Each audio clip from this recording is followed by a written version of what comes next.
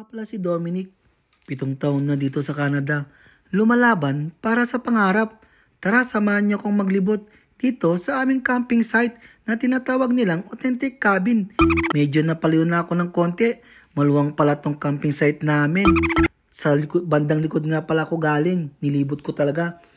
Ganito kasi ako pag hindi ko kasanayan ng isang lugar at hindi ko kabisado, kailangan ko siyang libutin. Para bukas, alam namin kung anong itinerary namin.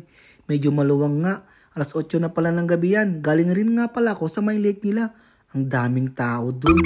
Buti na lang hindi kami gumawi dun. Kasi yung anak ko, nagayaya kanina.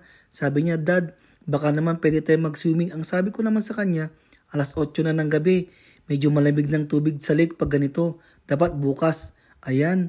Yan nga pala yung kapit-bahay namin. Nagtatanong rin sa akin kanina kung saan ang pwedeng paghugasan ng mga plato. Ang sabi ko naman, kararating lang po namin. Di ko rin alam.